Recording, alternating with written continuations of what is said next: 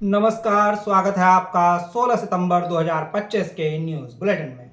P for पहाड़ news की पूरी टीम आप लोगों तक कुछ नए प्रोग्राम्स लाने की कोशिश कर रही है, जिसके कारण आज का बुलेटिन थोड़ा देरी से आप तक पहुंच रहा है। उम्मीद है आपका प्रेम और सहयोग पहले की तरह हमेशा की तरह हमें मिलता रहेगा। आइए शुरू करते हैं आज का बुलेटिन और आपको बताते हैं आज की खास खबरें। देहरादून में वॉशरूम गई 8 महीने की गर्भवती से पड़ोसी ने की दरिंदगी, बिगड़ी तबीयत।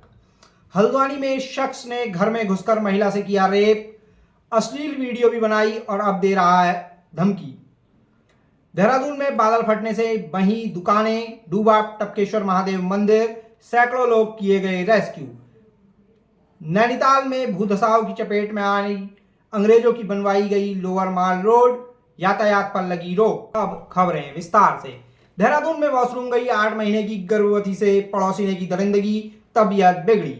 देहरादून में एक शख्स ने पुलिस को दी शिकायत में बताया है कि पिछले दिनों रात करीब 3 बजे पड़ोसी ने उसकी गर्भवती पत्नी के साथ दरिंदगी कर दी।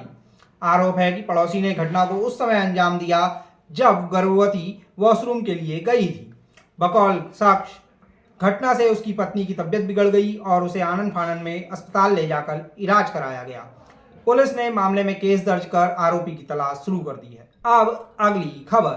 हल्द्वानी में शख्स ने घर में घुसकर महिला से किया रेप, अश्लील वीडियो भी बनाई और अब दे रहा धमकी।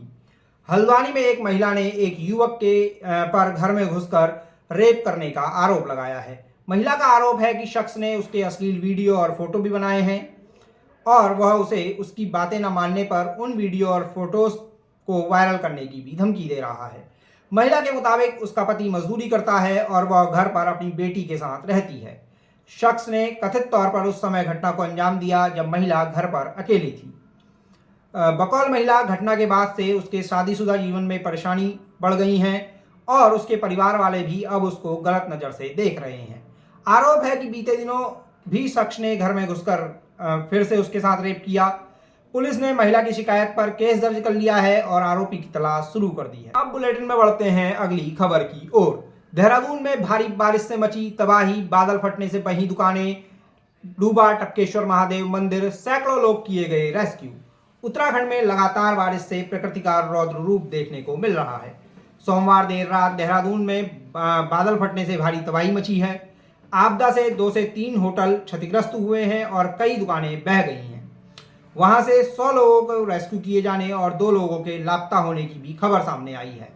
इधर तमसा नदी का जलस्तर बढ़ने से टपकेश्वर महादेव मंदिर में पानी घुस गया है और मंदिर जलमग्न हो गया है। वहीं मसूरी में देर रात मजदूरों के घर के ऊपर मलबा आने से एक मजदूर की मौत होने और एक मजदूर के गंभीर रूप से घायल होने की भी खबर है। देवभूमि इंस्टीट्यूट परिसर में भी जलभराव होने से करीब 200 स्टूडेंट्स वहां फंस गए, जिनको एसडीआरएफ की टीम ने रेस्क्यू कर बाहर निकाल लिया है। सहस्रपुर इलाके में उफनाती नदी के बीच में फंसे 5 लोगों को भी पुलिस व एसडीआरएफ ने ऑपरेशन चलाकर रेस्क्यू किया। इसके अलावा भारी बारिश के चलते मालदेवता में 100 मीटर सड़क पानी में समा गई है, बह गई है।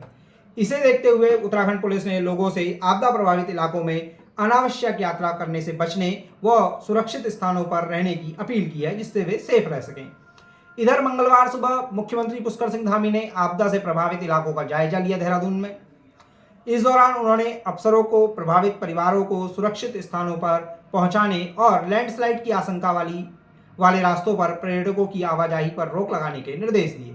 उन्होंने कहा कि आपदा की इस विकट स्थिति में राहत और बचाव कार्य युद्ध स्तर पर चलाए जा रहे हैं।